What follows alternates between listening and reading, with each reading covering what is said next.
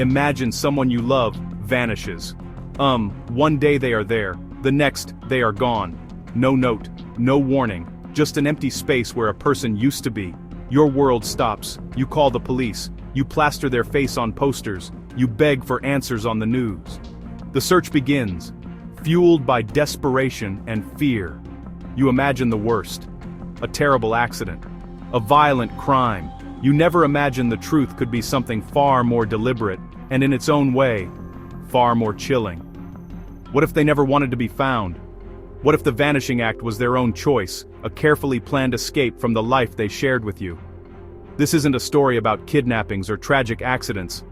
This is about the people who walk away on purpose. They orchestrate their own disappearances with chilling precision. They pack a secret bag, drain a bank account, and step out the door one last time, dissolving into thin air. To their families, they are victims. To the world, they are a mystery. But in reality, they are ghosts of their own making, haunting the lives they left behind while building new ones in the shadows. These are the missing who chose to be lost, and their stories force us to ask a terrifying question. How well do we truly know the people closest to us? Tonight, we delve into the world of the intentionally lost. We will pull back the curtain on cases where the missing were not missing at all. They were hiding from debt, hiding from the law, hiding from a past they wanted to bury forever. Using real records, classified documents, and expert analysis, we will reconstruct their escapes. We will follow the breadcrumbs they tried so desperately to erase. Each case starts with a frantic search for a loved one, but ends with a discovery that shatters everything the family thought they knew. The truth is often darker than any scenario they could have imagined. This journey will take us through the intricate planning of an escape, the creation of a new identity, and the quiet, unnerving reality of a life lived on the run. We will explore the psychology behind such a drastic decision, and the ripple effect it has on those left behind in the dark. The stories are complex, the motives are unsettling, and the outcomes are rarely simple. We will introduce you to cases that redefine what it means to be missing, forcing us to confront the secrets people keep and the extraordinary lengths they will go to in order to start over, no matter who gets hurt in the process. The search for a missing person is a race against time. Every hour that passes diminishes the chance of a safe return. Investigators follow every lead, no matter how small. They interview friends, they interview family, they analyze phone records, they analyze financial statements, they search remote woods, they search desolate highways. The public joins in, holding vigils, the public shares flyers, united to bring someone home. But what happens when the person they are looking for is actively working against them? What happens when the trail goes cold, not by accident, but by design? This is the unique challenge investigators face. They are not just searching for a person, they are chasing a ghost who knows their every move, a ghost who has anticipated their questions and covered their tracks with meticulous care. In the cases we will examine, we see patterns of deception that are both brilliant and terrifying. Burner phones bought with cash, strange, out-of-character withdrawals from bank accounts, cars abandoned in places that make no sense. These are not the actions of a person in distress. These are the calculated steps of someone who is one step ahead of everyone looking for them. We will introduce you to the story of a devoted husband and father who disappeared on his way to work, leaving behind a loving wife, 2 young children. His family pleaded for his return on national television, their pain palpable. For years, they held on to hope, believing he must have been the victim of a terrible crime. But as detectives dug deeper, they uncovered a second life, a secret identity, and a plan to vanish that had been in the works for more than a decade. The truth, when it finally emerged, was not a story of tragedy, but one of profound and calculated betrayal that left his family questioning their entire reality.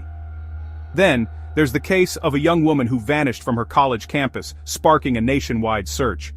Her friends described her as happy and stable, with no reason to run away. The investigation stalled for years, a cold case, collecting dust on a shelf. But a chance discovery in a completely unrelated database, thousands of miles away, revealed she was not only alive, but living under a new name, with a new family who had no idea about her past. The reason for her disappearance was darker than anyone could have guessed, involving a crime she was desperate to escape from, even if it meant erasing herself completely. These stories are a stark reminder that sometimes, the most frightening monster is the one you thought you knew. The decision to vanish is never a sudden impulse. It is a seed, planted in the dark soil of a troubled mind, watered by desperation, and cultivated over months, sometimes even years. The exit is a meticulously crafted blueprint, a secret project built in the hidden corners of a person's life. It begins, not with a packed bag, but with quiet, methodical research. How does one disappear in the 21st century, an age of digital footprints and constant surveillance? The answers are found in obscure, online forums, in survivalist manuals, and in the stories of those who have tried and failed before.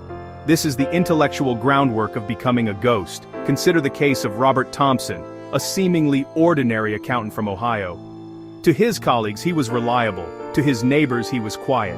To his family, he was a loving but distant provider. No one saw the storm brewing inside him. For 2 years, his internet search history was a roadmap to his intentions. He researched how to live off the grid, countries with no extradition treaties, and creating a new identity. He studied the limitations of facial recognition technology and the best ways to travel without leaving a digital trace. His escape wasn't a moment of panic, it was a doctoral thesis in the art of disappearance. The psychological preparation is just as critical as the practical planning. To truly leave a life behind, you must first sever the emotional ties that bind you to it. This involves a slow, deliberate withdrawal from friends and family.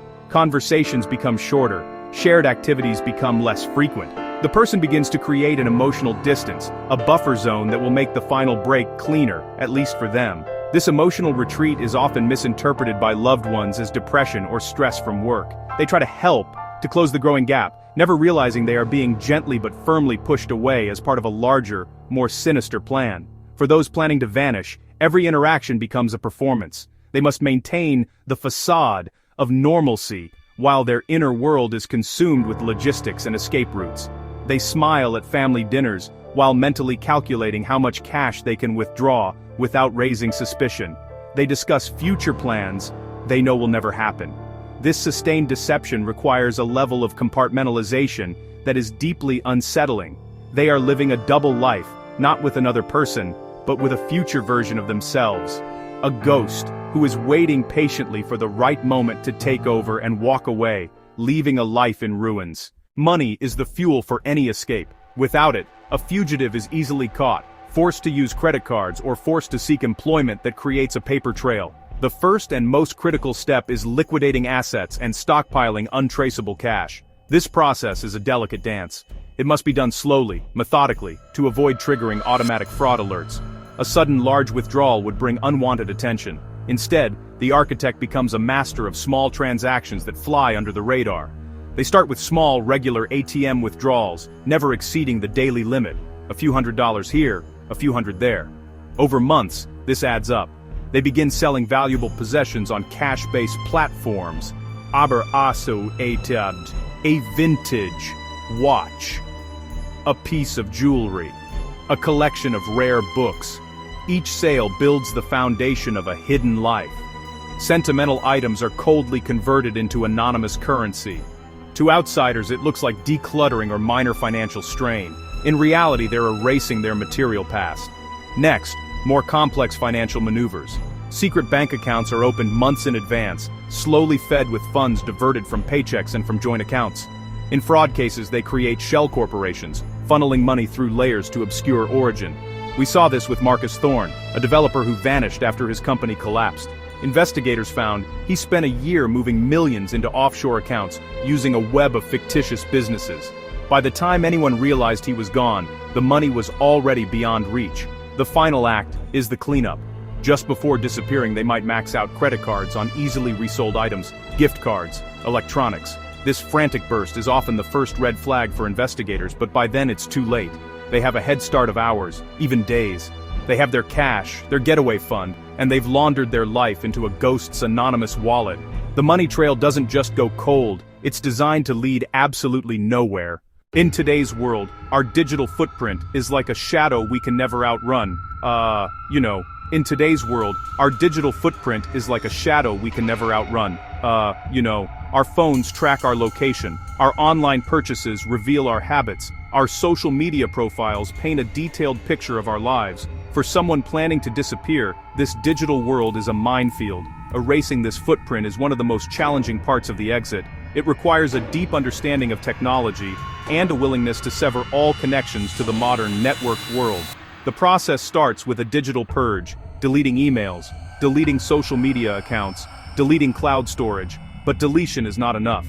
Data lingers on servers, recoverable by forensic experts, so they create noise and confusion, wiping drives with overwrite software, planting false information, creating fake social media profiles. Investigators chase phantom leads while the real person slips away unnoticed. The goal, not silence, but a cacophony of false signals. The single most important tool, the burner phone. Cheap prepaid device, bought with cash, used sparingly, discarded after a short period. The phones are the lifeblood of a modern disappearance. Communicate with an accomplice, check travel arrangements without linking back, use the regular phone as a decoy, maintain normal patterns. At exit, leave the decoy phone behind at home or in a car. Investigators find the beacon while the owner is miles away on an untraceable line. The discipline is immense. Resist checking old accounts or friends' profiles. Any connection can unravel the plan. Case files show the mistake. A nostalgic login to an old gaming account. That single login revealed an IP that led police to the door. The digital world offers no room for error. To become a ghost, you must become a true Luddite, leaving the connected world behind. A successful disappearance is not just about hiding your destination, it's about creating a convincing, false narrative about where you might have gone. Misdirection is psychological warfare against those searching for you. The most effective planners stage their own vanishing and leave behind a carefully curated scene, suggesting a specific, incorrect conclusion. It could imply foul play or a suicide, or an unplanned departure to a known location. This false narrative buys time, sending searches completely the wrong way. One common tactic, abandoning a vehicle. A car parked near a treacherous hiking trail, a remote body of water, or in a high-crime area can instantly shape the investigation. Take Patricia Cornwall. She fled massive gambling debts. Her car was found at a scenic overlook by the ocean, purse and keys inside. The immediate assumption, she had jumped. Search and rescue scoured the coastline and waters for weeks, but it was a performance. She'd taken a bus out of town hours earlier, and by the time investigators thought she might still be alive, she'd built a new life 2 states away. Another tool, the false trail of breadcrumbs. Purchase a bus ticket to a city you won't visit. Buy maps of a park you'll never enter. Tell a friend you're going on a solo camping trip. Those clues are deliberate plans, meant to be found, reported, acted upon. Every hour teams spend searching the wrong place is time the fugitive gains. This stagecraft is cruel to the family left behind. A staged suicide scene creates devastating, misplaced grief. Families mourn a death that never happened, stripped of hope. It proves the cold, calculated mindset of someone focused only on escape. The scene they leave is their final message. Stop looking for me. I am gone. Very few people can successfully vanish without some form of help. A solo escape requires a level of skill and resourcefulness most people don't have. This is where the accomplice comes in. The willing accomplice is a co-conspirator, fully aware of the plan, and actively participating in the execution. They are often a secret lover, a disgruntled business partner, or a deeply loyal friend who believes they're helping someone escape. Their role is to provide support the fugitive cannot. Acting as the fugitive's hands and feet in the world they leave behind, the accomplice's tasks are critical. Securing a safe house, a place to lay low in the initial days, purchasing burner phones, renting a getaway car under their own name, helping liquidate assets. Because they're not being searched for, their movements draw less suspicion. They can operate in plain sight, the link between the old life and the new. Loyalty is the bedrock of the operation, a silent promise to keep a secret that could destroy lives. Sometimes the accomplice is the mastermind. Motives may be to get rid of a romantic rival, to take over a business, or to help a loved one escape prosecution. They may manipulate a vulnerable person into thinking vanishing is the only option. Seen in controlling relationships where one partner convinces the other to cut ties with family and friends, staging a disappearance to maintain absolute control. The accomplice isn't just a helper, they're the puppet master, pulling strings from the shadows for selfish gain. The bond is one of absolute shared risk. If one is caught, both can be implicated, facing obstruction or conspiracy charges. This shared fate breeds paranoia. They communicate in code, meet in secret, and live in constant fear of a slip-up. For the accomplice, the burden is immense. They must lie to the police, to the media, and to the desperate family. They carry the weight of the secret, a silent partner in a crime of devastating emotional betrayal. Section 6. The unwitting pawn.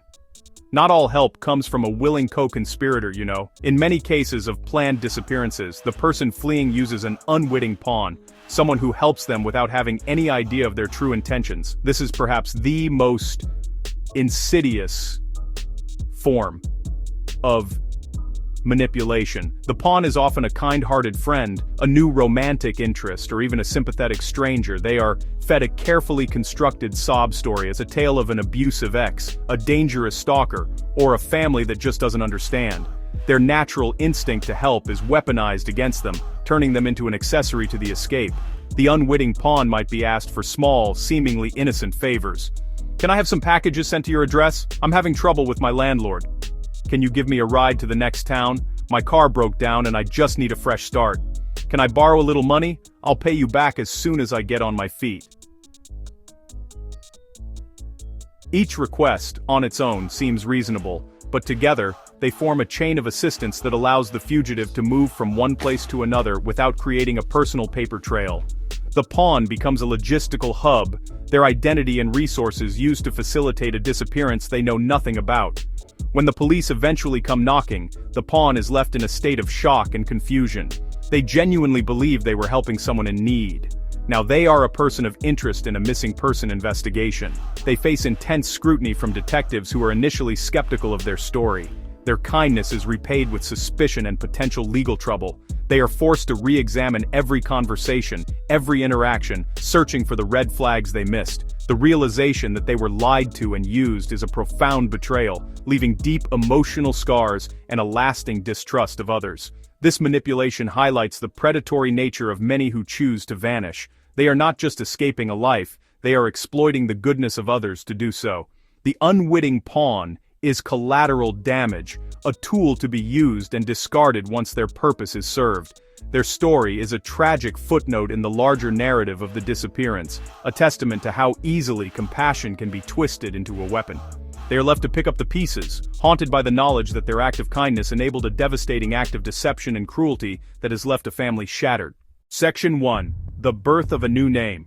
Once the escape is complete, the fugitive's old life is over. Now, a new one must be born. This begins with the most fundamental element of identity, a name.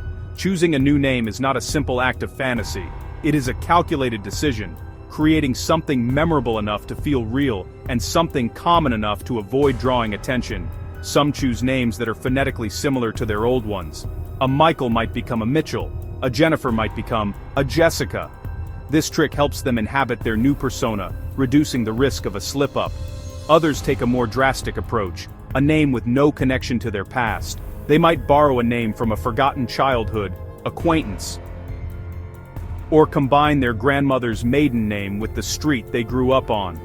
The goal: build a plausible backstory. To be John Smith is too generic and can raise suspicion. To be David Harrison, simple, believable, lets them blend in. The new name is the first layer, the cornerstone of a fictional life.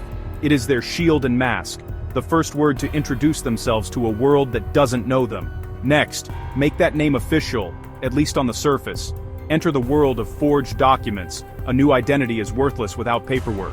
A driver's license, a birth certificate, a social security card. Acquiring these documents is high risk, often involving shady underworld connections or sophisticated forgery knowledge. High-quality fakes are expensive and difficult, but they unlock a normal life.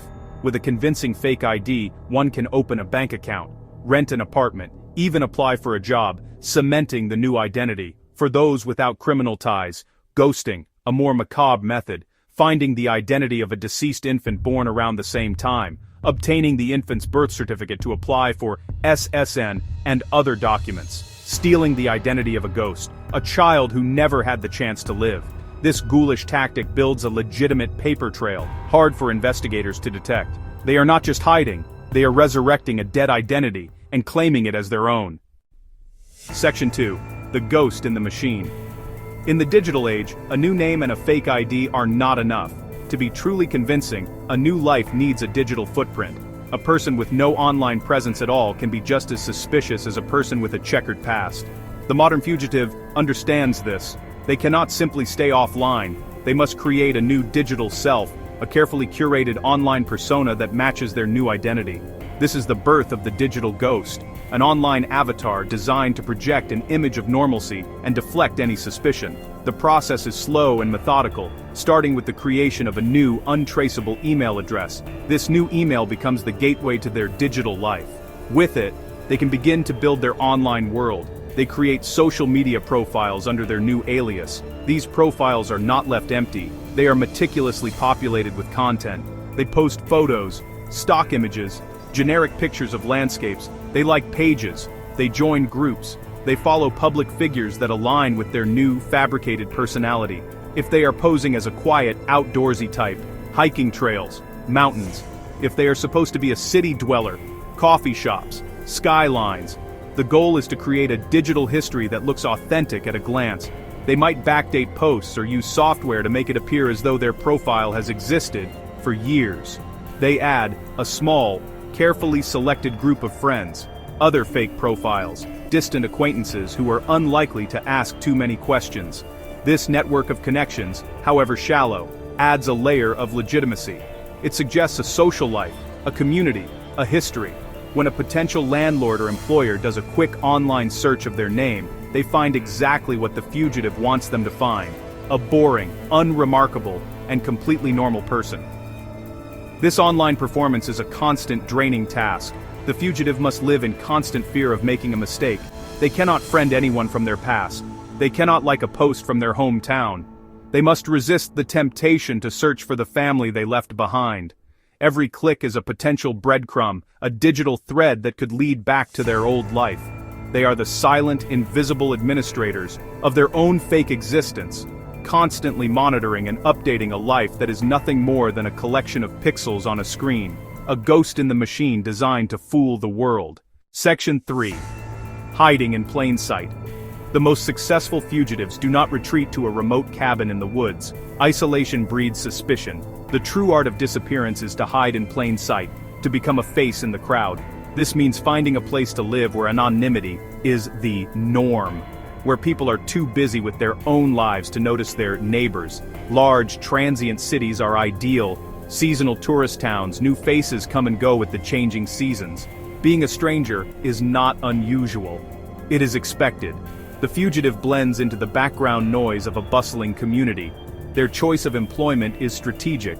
Industries less likely to require rigorous background checks. Industries that often rely in cash.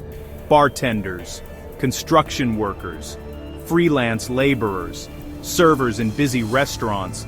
These jobs provide steady income with no strong paper trail. They place the fugitive in a constant stream of new people, making it easy to form casual, superficial relationships. The friendly but quiet guy at the end of the bar, the efficient waitress who never talks about her past. Present, but forgettable. The fugitive's new life is a masterclass in being average. Modest apartment, common, unremarkable car, utterly predictable routine.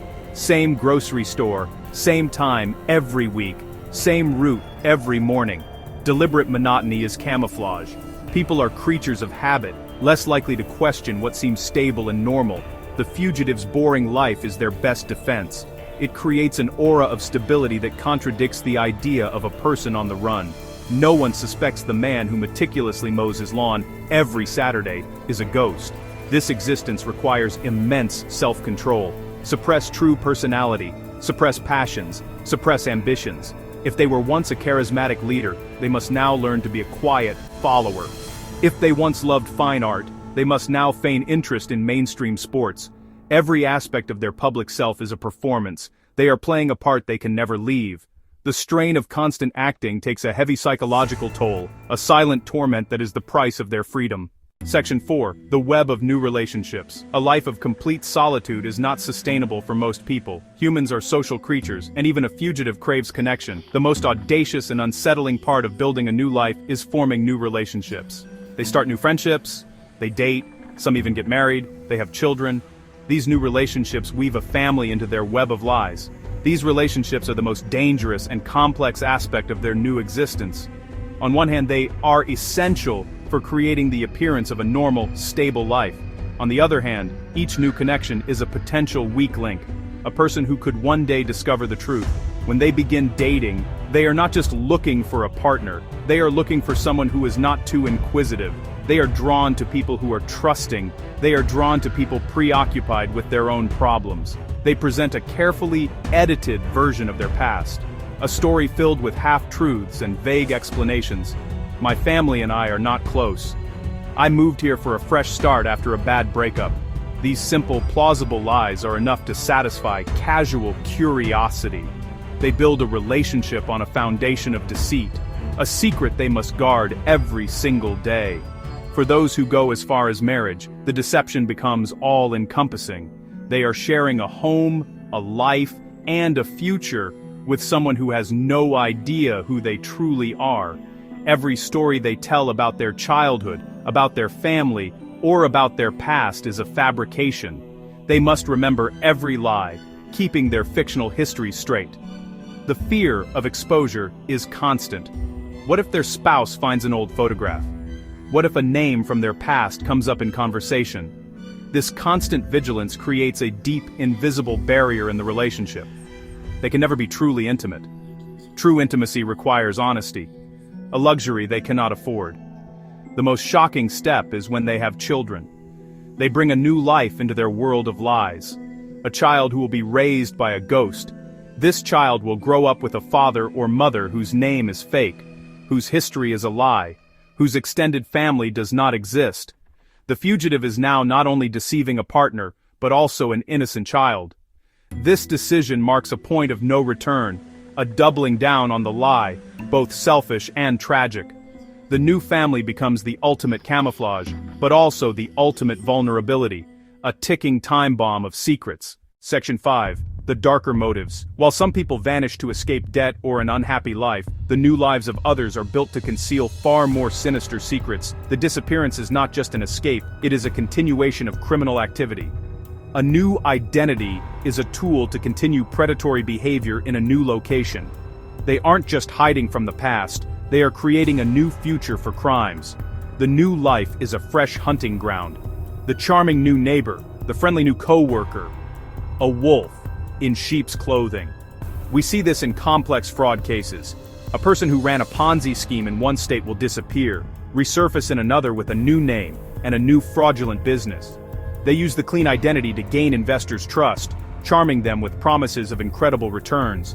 They repeat the pattern until the scheme collapses, then vanish again, leaving financial ruin. For them, disappearance is a business model, a cyclical process of fraud, flight, reinvention. Sometimes disappearance facilitates violent crime or helps someone evade prosecution. Accused of assault or of a sex offense, a person might flee before trial and adopt a new identity. They move towns, integrate, and find new victims who don't know the danger. Disappearance becomes a weapon letting predators operate with impunity. These are chilling. The missing person is an active, ongoing threat to public safety. In heartbreaking cases, disappearance involves abducting a child. After a bitter custody fight, one parent may vanish with the child and cut contact. They create new identities for both and move from town to town to avoid detection. They claim they're protecting the child, but they're committing cruelty. They're stealing the child's identity, family, and history, forcing a life on the run, built on lies and fear. The new life is a prison for the child, not an escape. Section 6. The inevitable breadcrumbs. No matter how meticulous the planning, no matter how perfect the new life seems, it is nearly impossible to erase every single trace of the past. The human element is the ultimate flaw in any plan for disappearance. People make mistakes. They get complacent. They grow sentimental. Over time, the perfect discipline required to maintain a fake identity begins to fray at the edges. And in those frayed edges, investigators find the first breadcrumbs. The tiny, almost invisible clues that, when pieced together, can unravel the entire deception. The ghost, after years of silence, eventually makes a noise. The breadcrumbs are often mundane, found not in dramatic shootouts but in dusty file cabinets and forgotten databases. A tax record, a property deed, a traffic ticket. A fugitive might live off the grid for years, but eventually, they might want to buy a car or a small piece of land. To do so, they have to engage with bureaucracy, and bureaucracy creates records.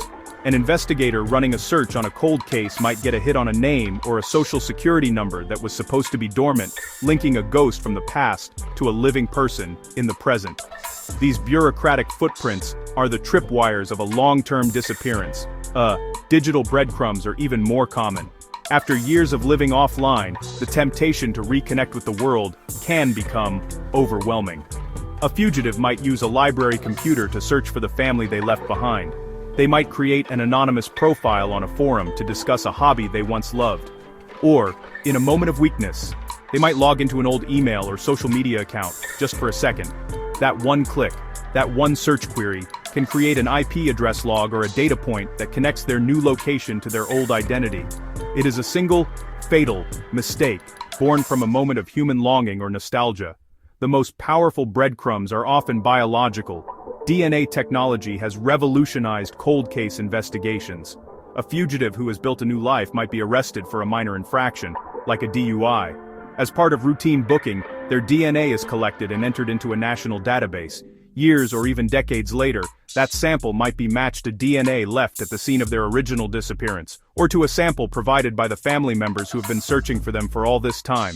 In the end, the one thing a person can never truly change or escape from is their own biology. It is the final, indelible link to the life they tried to bury. Section 1. The digital ghost in the machine.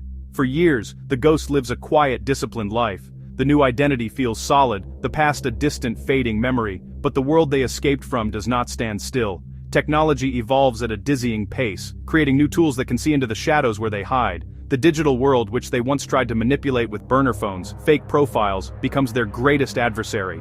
Data, once deleted, now lingers in the deep archives of the internet. Investigators, armed with powerful new algorithms, can sift through mountains of information, searching for the faintest digital echo of a person who no longer officially exists. The unraveling often begins, not with a bang, but with a single, quiet bite of data. Investigators running cold cases now have access to massive, interconnected databases unimaginable just a decade ago. They can cross-reference motor vehicle records from one state with social media data from another, looking for anomalies. A name that appears on a new lease agreement might trigger an alert if it shares a birth date with a long-missing person. An IP address used to access a niche hobbyist forum in Oregon might be linked back to a fugitive from Florida who shared that same obscure interest. These are the digital tripwires, silent and invisible, waiting for the ghost to make one tiny, seemingly insignificant mistake that connects their new life to their old one. Consider the case of a man who vanished in the late 1990s. For nearly 20 years, he lived a quiet life under a new name. But he had a passion for vintage motorcycles, a hobby he couldn't completely abandon. He joined a small, anonymous online forum to discuss repair techniques. He never used his real name or his alias, opting for a generic username. Investigators, using advanced data mining techniques, were able to link the unique writing style and the technical jargon in his posts to old emails he had written before he disappeared. The digital ghost, who thought he was invisible, had left a trail of linguistic fingerprints all over the web. The sheer volume of data we now generate has become a net that slowly closes around these fugitives. Data leaks from corporate servers or government servers can unexpectedly expose a new identity. A name and an address provided to an online retailer, once thought to be private, can suddenly become public information. The new life, so carefully constructed in the physical world, is constantly under threat from a digital world that never forgets. The fugitive is no longer just hiding from people, they are hiding from an all-seeing, ever-present machine that is relentlessly searching for the ghosts in its own system. Section 2. The unseen witness. In the intricate web of a planned disappearance, the most dangerous loose end is always a human one, an accomplice who helped with the escape, a new friend who was told one lie too many, or even a complete stranger who saw something they weren't supposed to see. For years, these individuals may remain silent out of loyalty, silent out of fear, silent out of simple ignorance. But time changes everything. Relationships sour, guilt festers, memories resurface. The unseen witness, the person holding a single piece of the puzzle, can become the catalyst for the entire unraveling. All it takes is one person deciding they can no longer carry the weight of the secret. The whistleblower is often someone from the fugitive's new life. A spouse, a partner who, after years of a seemingly happy relationship, starts to notice inconsistencies. A name that doesn't seem to fit. A complete lack of a family history. A strange, panicked reaction to an unexpected question. At first, they dismiss these oddities, but the doubts grow, chipping away at the foundation of trust until it collapses. They might start their own quiet investigation, searching online for clues, and stumble upon a missing person poster that bears a striking resemblance to the person they share their bed with. The decision to make that phone call to the police is agonizing, a betrayal of their love but a necessary step towards the truth. Sometimes, the witness is an accomplice from the old life, the loyal friend, the secret lover who helped stage the disappearance. They build their own life, but the secret remains. A dark cloud hanging over them. A decade later, a crisis of conscience, or a falling out, can lead them to confess. They walk into a police station and unburden themselves of the secret they have carried for years, providing investigators with the one piece of information they were missing: the fugitive's new name, or their general location. This single act of confession can instantly reignite a cold case, turning a forgotten file into an active manhunt. The bond of shared risk has finally broken. Even a random stranger can be the key. Someone might recognize a face from an old news report, or from a cold case documentary. In the age of the internet and true crime forums, there are millions of amateur sleuths constantly comparing new photos to old cases. A tourist might snap a photo in a random coffee shop, and someone online, hundreds of miles away, recognizes the face of a person who vanished 20 years ago. These chance encounters, these one-in-a-million moments, happen more often than we think. The unseen witness doesn't have to know the fugitive at all. They just have to be in the right place at the right time, with a memory sharp enough to connect the present to the past. Section 3. The face that never forgot. The human face is our most public identifier, yet it constantly changes. We age. We gain or lose weight. We change our hairstyles. A fugitive on the run relies on these natural changes, and often accelerates them to become unrecognizable. They might grow a beard, they might dye their hair, they might undergo plastic surgery. For decades that worked. A grainy 10-year-old driver's license photo could hide someone, but technology changed the game. Facial recognition software, powered by artificial intelligence, can see through disguises. It analyzes the underlying bone structure of a face. It measures the distance between the eyes. It measures the shape of the nose. It measures the curve of the jawline. Features nearly impossible to change without extreme surgery. An algorithm can compare a new photo, a driver's license image, a security camera still, against a massive database of old photos, including missing person files. It can account for aging. It can account for changes in weight. It can account for different facial expressions. The face the fugitive thought they'd left behind is, in fact, a permanent biometric signature.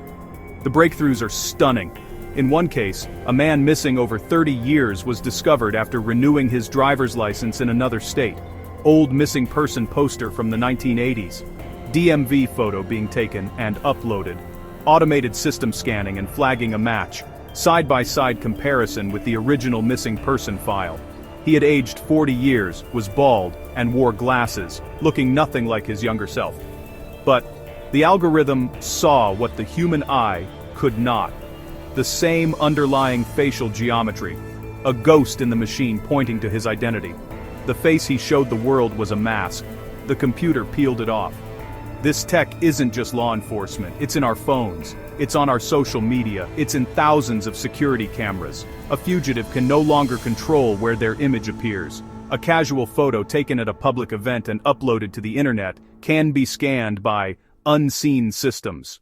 The world is a vast, interconnected network of eyes. The fugitive who relied on anonymity is at risk every time they leave home. The face they were born with has become their inescapable wanted poster. Section 4. The crack in the wall of lies. Living a lie is an exhausting, all-consuming job. It requires constant vigilance, a perfect memory, and the suppression of one's true self. For a while, a fugitive might succeed, building a convincing new life on a foundation of deceit. But this foundation is inherently unstable. Over time, the pressure of maintaining the lie begins to create cracks. The strain of the performance becomes too much to bear. It is in these moments of human weakness, of emotional fatigue, that the carefully constructed wall of lies begins to crumble. The unraveling is not just an external process of discovery, it is an internal collapse. The first cracks often appear as uncharacteristic behavior. A person who has been calm and stable for years might suddenly become paranoid or prone to fits of anger. They might start drinking heavily or withdrawing from the new family they have created. This is the psychological toll of the double life bubbling to the surface. The constant fear of being discovered, combined with the guilt of their past actions, erodes their mental stability. Their new loved ones are left confused and worried by this sudden change, unaware that they are witnessing the slow-motion implosion of a fictional identity. The person they thought they knew is beginning to disappear, replaced by the haunted ghost they truly are. Sometimes the crack is a simple slip of the tongue. In a moment of comfort or distraction, the fugitive might accidentally use their real name. They might mention a landmark from their hometown, or a memory from a life they are supposed to have forgotten. These slips are often small and quickly corrected, but they are rarely unheard. They plant a seed of doubt in the mind of a partner or a friend. It's a tiny inconsistency, a piece that doesn't fit the puzzle of their supposed life story. That one small crack can spread, prompting questions and suspicions that the fugitive finds increasingly difficult to deflect with more lies. The performance is faltering. In the end, some fugitives bring about their own downfall. The isolation and the weight of the lie become too much to bear. They grow tired of running, tired of hiding, and tired of being a ghost. In a strange way, they begin to want to be found. They start taking risks, making mistakes that are almost deliberate. They might accidentally leave an old photograph where it can be found, or jokingly confess their secret in a way that is not entirely a joke. This is a subconscious cry for help, a desire to end the charade, even if it means facing the consequences. The wall of lies doesn't just crack, they begin to tear it down themselves. Section 5. The biological signature.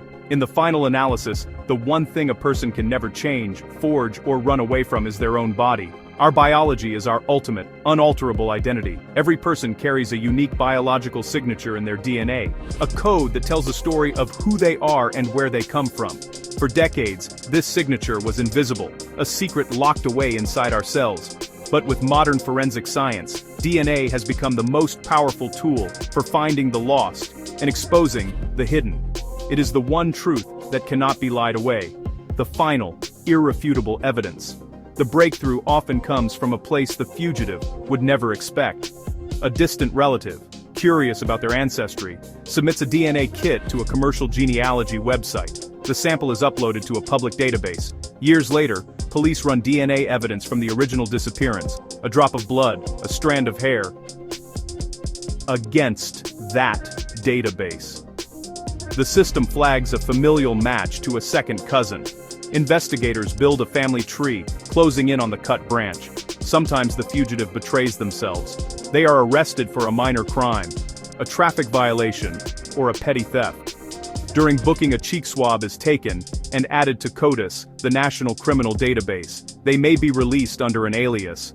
Months or years later, that DNA profile is auto-compared to thousands of cold cases. A match is found. John Doe's DUI in Texas matches a man who vanished from California 20 years earlier. The biological signature is the ultimate undoing. It bypasses the fake name, the forged documents, and the altered appearance. It speaks a truth that is absolute. Investigators arrive at the door with a DNA match. There are no more lies. The game is over. The fugitive's constructed world collides with their biology. The person they tried to bury is resurrected by a microscopic strand of genetic code, a silent witness ready to tell its story. The unraveling culminates in a single, dramatic moment. The collision of two worlds. The new life, built on secrets and lies, comes crashing into the old life frozen in time by grief and uncertainty. This is the moment the police knock on the door. It is the moment a spouse is told the person they loved for a decade is a complete stranger. It is the moment children learn their parents' name is fake and their entire family history is a lie. There is no gentle way for this to happen. The truth, when it finally arrives, is a shockwave that shatters everything, leaving devastation in its wake. For the fugitive, the moment of discovery is a strange and complex mixture of terror and relief. The life they have been living, the constant performance, is over. The fear of being caught, a shadow that has followed them for years, has finally become a reality. In police interrogation footage, you can often see the physical transformation. The confident mask of their alias crumbles, replaced by the weary, defeated expression of the person they used to be. The fight is gone. For some, there is a profound sense of release. The burden of the secret they've carried for so long has finally been lifted, even if it means their freedom is lost. For the new family, the revelation is a cataclysm. Their entire reality is ripped apart. The person they trusted, loved, and built a life with is a fraud. Every shared memory is now tainted by the deception. Was any of it real? The love, the laughter, the promises for the future. They are victims of a profound emotional crime. They are forced to grieve the loss of a person who is not dead, but who never truly existed. They are left to pick up the pieces of a life that was, in many ways, fictional. And what of the original family? The ones who have spent years searching, hoping, and grieving. The news that their loved one is alive is not always the joyous reunion they dreamed of. Instead, it is a bitter, confusing discovery. The person they lost to a perceived tragedy was never a victim. They were the perpetrator of a cruel deception. Their years of pain were inflicted intentionally. The reunion, if it happens at all, is strained and heartbreaking, filled with unanswerable questions and a betrayal that may never heal. The unraveling doesn't provide closure, it opens a new chapter of pain. The truth can be far darker and more damaging than any lie. We have journeyed into the shadows, following the faint footsteps of those who chose to vanish. We have seen the meticulous planning, the cold-hearted deception, the chillingly ordinary lives they build upon a foundation of lies. Visual focus. Chiuai, use marketing image.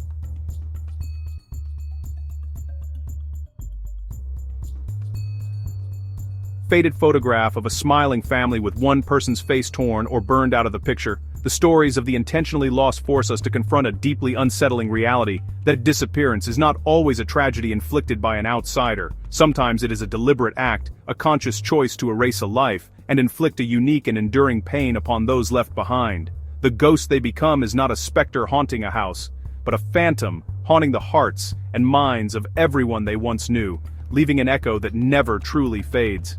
The key lesson from these haunting tales is that the motives for such an escape are as varied as they are complex. For some, it is a desperate flight from crushing debt or an abusive environment, a last resort in a life that feels like a dead end. But for others, the motives are far more sinister. It is an escape from the consequences of a crime, a method to continue a pattern of fraud and predation, or a cruel tool to abduct a child and win a custody battle by default. The act of disappearing is a moral crossroads, and the path chosen reveals the true character of the person walking it, separating the desperate from the depraved. These cases teach us that a person can live two lives, but never at the same time. The creation of the new requires the complete and utter destruction of the old. The person they were, the son, the mother, the friend, the spouse, is methodically killed off. That person's history, memories, and relationships are treated as liabilities to be discarded. This self-inflicted identity death is a profound act of psychological violence, both against themselves and against those who loved that now extinct persona. The person who remains is a hollowed-out version, a performer playing a role, forever looking over their shoulder and unable to form genuine connections for fear of exposure. Ultimately, the stories of the intentionally vanished are a mirror held up to our own assumptions about the people in our lives. We want to believe that we truly know our loved ones, that their inner world is as familiar to us as their face, but these cases serve as a stark and terrifying reminder of the vast, hidden territories that can exist within the human heart. They show us that secrets can be buried so deep that they are invisible even to the most intimate of partners. The person sleeping next to you could be a ghost, their past a carefully constructed fiction you have been cast to play a part in. The cost of a single calculated disappearance is never paid by the fugitive alone. It is a debt transferred to everyone left behind, a burden of grief, confusion, betrayal that can last a lifetime. For the families, the initial search is an agony of uncertainty. Missing posters and late-night calls. They imagine every horrible scenario: car crash, foul play, hospital, rarely considering the unbearable truth. They might have simply walked away. Not knowing becomes a unique form of torture. Life suspended between desperate hope and paralyzing fear. They pour in everything: life savings, their time, calendars flipping, their emotional energy, sleepless nights, and crying hands, all hunting for a victim who does not exist. A ghost working against them. Then, the reveal. The disappearance was a choice. The pain does not end. It morphs into something more complex and more damaging. Grief for a lost person becomes grief for a lost truth. Shared history is suddenly suspect. I love you. Text messages. Home videos of laughter. Plans for the future. Travel tickets. A packed suitcase. All retroactively tainted. A secret escape plan revealed. Burner phone, hidden passport, packed bag. This realization is a profound betrayal that shatters a family's sense of reality. Trust is fractured. Some wounds may never fully heal. The price is also paid by the new family, the unwitting players in the fugitive's second act. They are collateral damage: a spouse who married a ghost, a wedding photo that suddenly feels false, children raised by a fictional persona, toys, birthday cake, confusion. Their lives were built on a lie they didn't make. The moment of revelation is cataclysmic, destroying worlds from the inside out. Mourning someone who stands in front of them but was never real, a legacy of deception, public scrutiny, headlines, social media. Innocence becomes another casualty. And the community? Each choice vanishing erodes social trust. A seed of doubt is planted in all of us. We glance at neighbors, colleagues, friends, with a flicker of suspicion. These stories linger in the collective mind. The line between a normal life and a secret one is frighteningly thin. The cost is not just personal, it's societal. A small tear in the web of trust. A quiet poison that makes the world feel less safe and far more uncertain. Return to the wilted rose on the rain-soaked bench. As we close this file on the missing who did not want to be found, we are left with a final, haunting image. It is not the face of a fugitive being led away in handcuffs, nor is it the tearful reunion of a shattered family. Instead, it is the quiet, mundane object left behind that speaks volumes. It might be an abandoned car by a lonely roadside, a half-empty coffee cup on a kitchen table, or a single key that no longer fits any lock. These silent artifacts are the last remnants of a life that was intentionally detonated, the physical embodiment of the central, unanswered question: why? And could it happen again? We can analyze the motives: debt, fear, crime, control, but these explanations often feel hollow. They fail to capture the sheer magnitude of the decision to erase one's own existence and inflict such lasting trauma on others. The why is a question that may never be fully answered, because it resides in the deepest, most inaccessible corners of the human psyche. For the families left behind, this unanswered question is a form of eternal torment. They are left to endlessly replay their memories, searching for a clue they missed, a sign they ignored, a moment that might have changed everything. But there are no easy answers. This call to vigilance is not about becoming paranoid or distrustful of those around us. Rather, it is a call to a deeper form of compassion and awareness. It is about recognizing the signs of profound struggle in others, but also understanding the limits of our knowledge. We must be vigilant in our communities, looking out for those who are vulnerable and isolated. We must support the efforts of law enforcement and organizations dedicated to finding the truly lost, the victims of foul play or tragedy, whose families deserve answers and closure. And we must offer compassion to the families of the intentionally vanished, who are victims of a crime that leaves no physical scars, only deep, invisible wounds. In the end, the stories of these man-made ghosts leave us with a lingering fear and a profound sense of unease.